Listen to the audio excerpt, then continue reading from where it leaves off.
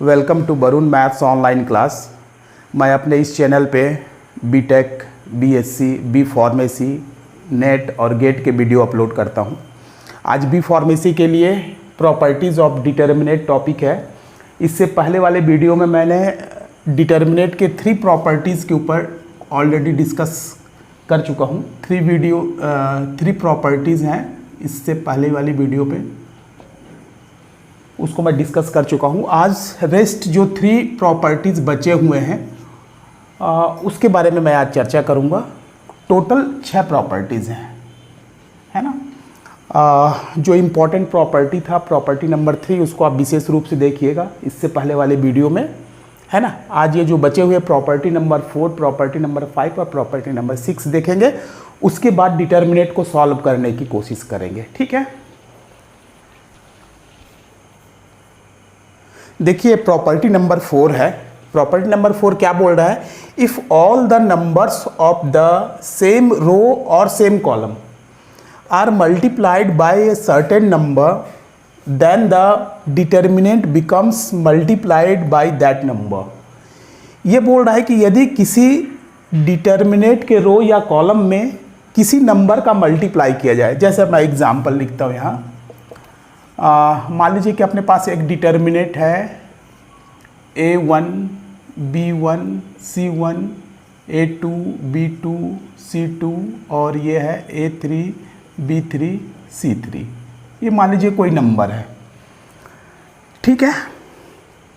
यहाँ इस रो को मैं किसी एक फिक्स नंबर से मल्टीप्लाई कर दे रहा हूँ, तो मेरे को एक नया डिटर्मिनेंट बन रहा है, डेल डैश, डिटर्मिनेंट का डैश, एक नया डिटर्मिनेंट बन रहा है।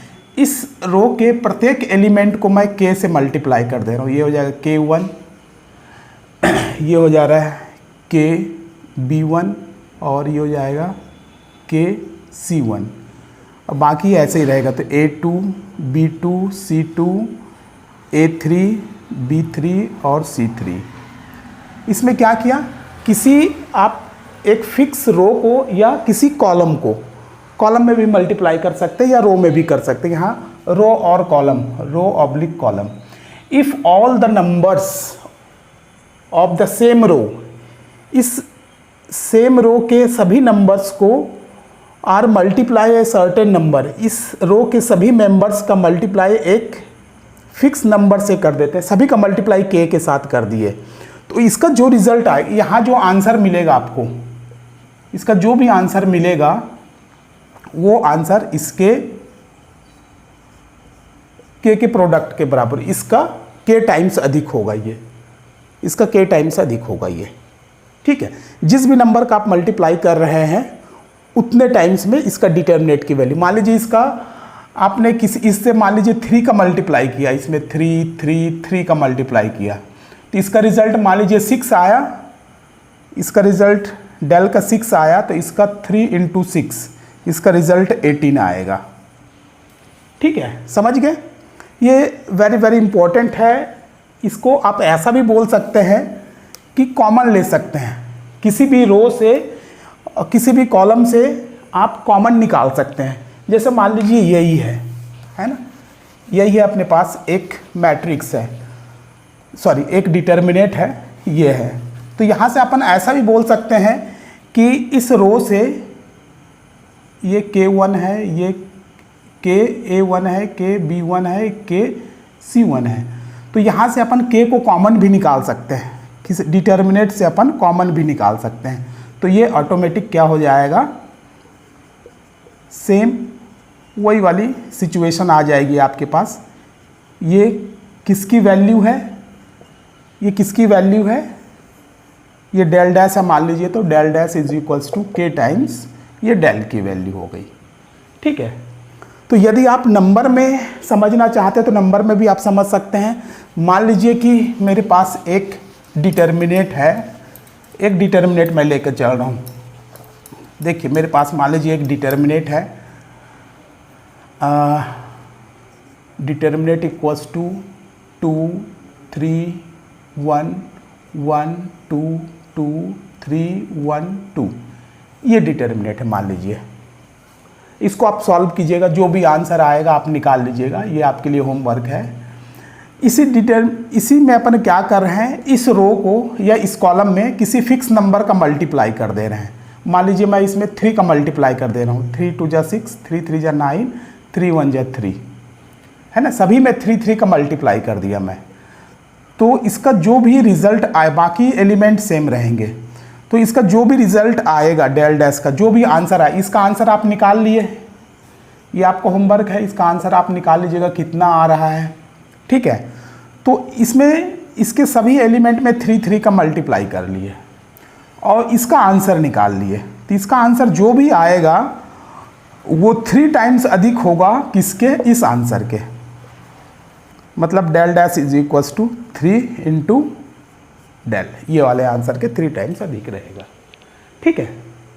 ये प्रॉपर्टीज का कहना यही है, if all the numbers of the same row और column are multiply by a certain number then the determinant becomes multiplied by that number. Determinant उसी नंबर के मल्टीप्लाइड के बराबर होता है। या इसको आप ऐसा भी बोल सकते हैं, देखिए डिटर्मिनेट की इस प्रॉपर्टी को आप ऐसा भी लगा सकते हैं। देखिए मान लीजिए मेरे पास एक डिटर्मिनेट है, ये मान लीजिए कि ये है 4 8 12 और ये है 2 1 3, ये है 3 3 2। तो यहाँ देखिए इसमें क्या है, सभी में 4 का मल्टीप्लाई है, या यहाँ से चाहिए सभी 4 का मल्टीप्लाइड है। तो यहाँ से आप क्या कर सकते हैं, इस कॉलम से 4 को कॉमन निकाल सकते हैं। तो आप 4 को कॉमन निकाल लीजिए, किसी रो या किसी कॉलम से आप किसी भी नंबर को कॉमन निकाल सकते हैं। तो यहाँ इस रो से, इस कॉलम से आप 4 को कॉमन निकाल लीजिए। तो 4 1 जा 4, 4 2 जा 8, 4 3 जा 12। बाकी नंबर के ऊपर कोई फर्क नहीं पड़ेगा। ऐसा मत सोचिए कि इसमें से भी 4 कॉमन निकलेगा, इससे भी 4 कॉमन निकलेगा, ऐसा नहीं है। किसी एक कॉलम से या किसी एक रो से ही कॉमन निकालते हैं। तो इसका मतलब ये भी है कि यहाँ से अपन 4 को कॉमन निकाल लिए, बाकी एलिमेंट वैसे के वैसे लिखा रहेगा, ये ऐसा ही रहेगा, ठीक है। तो इसको ऐसे आप कॉमन भी निकाल सकते हैं। इस प्रॉपर्टी का कहना भी यही है, ठीक है। एक और मैं आपको एग्जांपल बताता हूँ, जब तक कि आपको क्लियर ना हो जाए तब तक मैं बता रहा हूँ। मान लीजिए कि यहाँ पास एक डिटर्मिनेट ऐसा लिखा हुआ है 2 4 6 3 1 2 1 1 2। तो यहाँ देखिए 2 का टेबल है। 2 का टेबल मतलब यहाँ से 2 को कॉमन निकाला जा सकता है। तो ये क्या हो जाएगा, आप इस केवल एक रो से 2 को कॉमन ले सकते हैं। तो ये हो जाएगा 2 को कॉमन ले लीजिए, 2 1 जा 2, 2 2 जा 4, 2 3 जा 6, ये हो जाएगा 3 1 2। बाकी एलिमेंट सेम वैसे ही रहेंगे। कॉमन निकालने का ये मतलब नहीं है कि सभी में से कॉमन निकालना चाहिए, ऐसा कॉमन नहीं निकलता। डिटर्मिनेट में एक पर्टिकुलर रो से ही आपको कॉमन निकालना है, ठीक है। एक पर्टिकुलर रो या पर्टिकुलर कॉलम से ही आपको कॉमन निकालना है। यदि दूसरे रो में भी कुछ कॉलम है तो वहां से भी आप कॉमन निकाल सकते हैं। जैसे मैं एक एग्जांपल और बता रहा हूं आपको। जैसे मान लीजिए कि एक डिटर्मिनेट है ऐसा, यहाँ लिखा हुआ है 2 2 2 जा 4, 2 3 जा 6, ये है 3 3 3 3 2 जा 6, 3 3 जा 9, और ये मान लीजिए 1 2 2 है ये। तो यहाँ से क्या है, इस रो से आप 2 कॉमन निकाल लीजिए।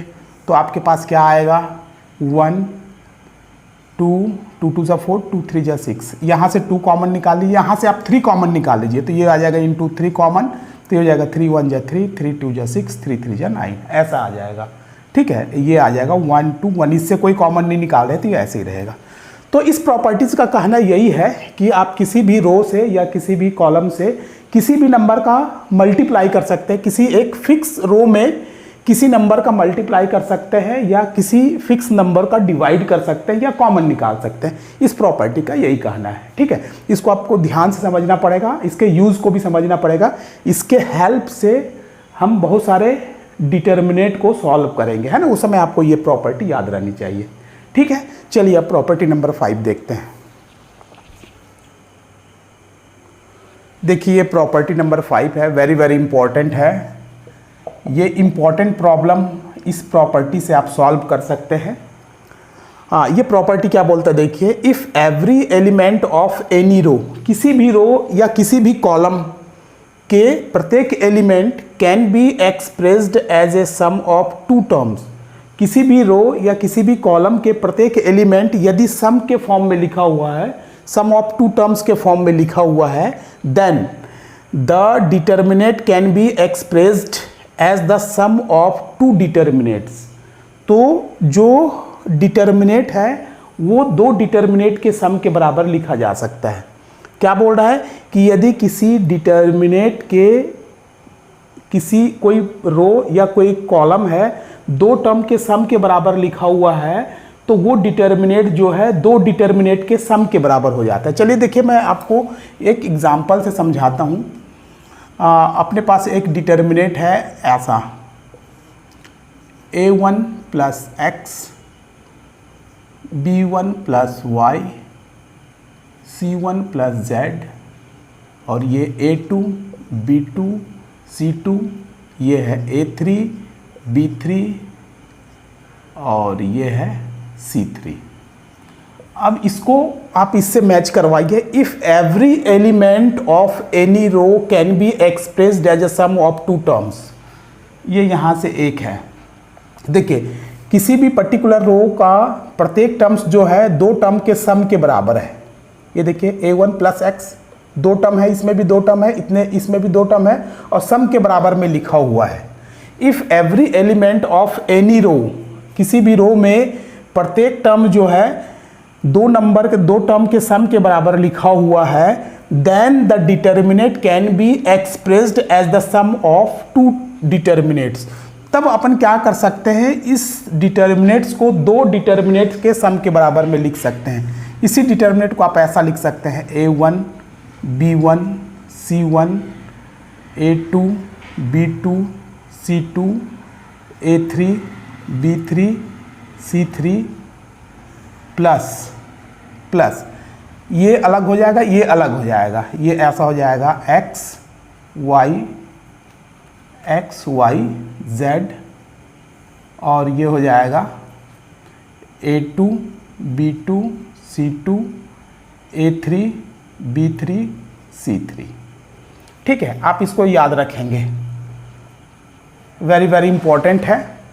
यदि किसी डिटर्मिनेट का कोई भी रो या कोई भी कॉलम दो टर्म के सम के बराबर में लिखा हुआ है, तो उस डिटर्मिनेट को दो डिटर्मिनेट के सम के बराबर में लिखा जा सकता है। मतलब यहाँ से a1 b1 c1, a1 b1 c1, ये दोनों एलिमेंट सेम रहेंगे, दोनों रो सेम रहेंगे, कोई अंतर नहीं रहेगा।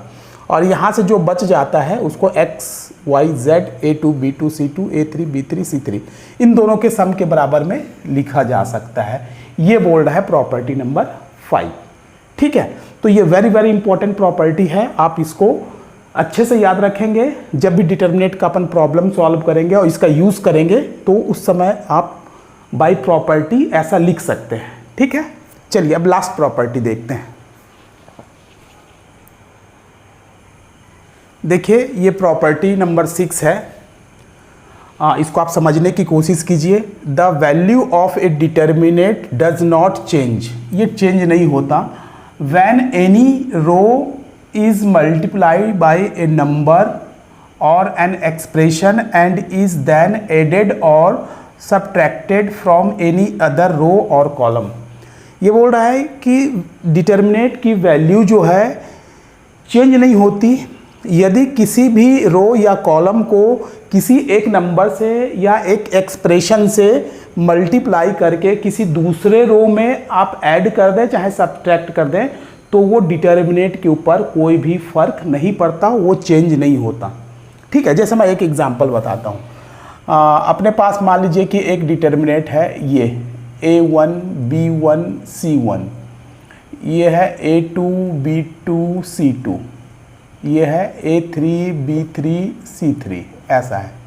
ठीक है, इसमें मैं क्या कर रहा हूँ, देखिए इसमें मैं k का मल्टीप्लाई कर दे रहा हूँ, इस पूरे कॉलम में k का मल्टीप्लाई कर दे रहा हूँ। किसी एक पूरे कॉलम में या पूरे रो में किसी एक नंबर का मल्टीप्लाई किया जा सकता है ना। तो इसमें मैं k का मल्टीप्लाई करके रो नंबर 1 कॉलम नंबर 1 के साथ इसको ऐड कर दे रहा हूँ।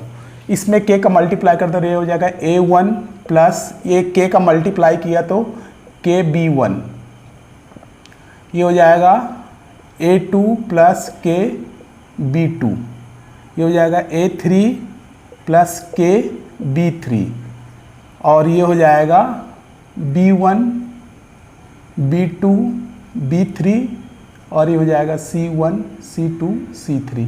तो ये दोनों में कोई भी फर्क नहीं पड़ेगा, दोनों का रिजल्ट जो है सेम आएगा। ये देखिए, ये प्रॉपर्टी का यही कहना है कि किसी भी फिक्स कॉलम को या किसी भी फिक्स रो को आप किसी नंबर से मल्टीप्लाई कर दीजिए, किसी नंबर या एक्सप्रेशन से मल्टीप्लाई करके किसी भी रो के साथ आप ऐड करेंगे या कॉलम के साथ ऐड करेंगे तो कोई फ़र्क नहीं पड़ता, दोनों का आंसर सेम ही आएगा। देखिए यहाँ पास क्या क्या है, a1 b1 c1 a2 b2 c2 a3 b3 c3। अपने पास एक डिटर्मिनेट है। मैंने क्या किया कि कॉलम नंबर 2 को k से मल्टीप्लाई करके कॉलम नंबर 1 के साथ ऐड कर लिया, तो ये जाएगा a1 plus kb1 a2 plus kb2 plus a3 kb3, और ये जो दोनों कॉलम है वो सेम रहेंगे। तो इसका आंसर और इसका आंसर, दोनों का आंसर सेम रहेगा, वो बदलेगा नहीं। ये वाली प्रॉपर्टी बोल रही है। तो इस प्रकार से 6 प्रॉपर्टी क्लियर हो गई आप लोगों को। तो आप वीडियो नंबर 4 में देखेंगे, तीनों प्रॉपर्टी को मैं विथ एग्जांपल आपको एक्सप्लेन किया हूँ, और आज तीन प्रॉपर्टी को एक्सप्लेन किया हूँ। तो आप ये 6 प्रॉपर्टी को बार बार देखिए, बार बार उसको पढ़कर समझने की कोशिश कीजिए कि ये क्या है ना। और जब अपन डिटर्मिनेट सॉल्व करेंगे, मैं डिटर्मिनेट में बहुत सारे क्वेश्चन बताऊंगा। सो दैट और इवैल्यूएट, 2 प्रकार के क्वेश्चन आते हैं। एक इवैल्यूएट मतलब सीधा सीधा उसको सॉल्व करना है, और एक सो दैट मतलब प्रूफ करना रहेगा, left hand side right hand side को प्रूफ करना रहेगा। तो उस समय अपन ये प्रॉपर्टी यूज़ करेंगे, है ना। तो उस समय ये प्रॉपर्टी काम आएगी। तो आप 6 प्रॉपर्टी को क्लियर, जितने अच्छे से आपको प्रॉपर्टी क्लियर होंगी उतने अच्छे से आप इसके क्वेश्चंस को अटेम्प्ट कर सकते हैं। तो मेरे ख्याल से आज के जो वीडियोज़ हैं, ये वीडियो आपको पूरी तरीके से समझ में आ गया होगा। यदि समझ में आ गया होगा तो आप इसको लाइक करेंगे, अपने दोस्तों के साथ शेयर करेंगे, और यदि अभी तक आपने मेरे चैनल को सब्सक्राइब नहीं किया तो प्लीज़ सब्सक्राइब करेंगे। Thank you very much.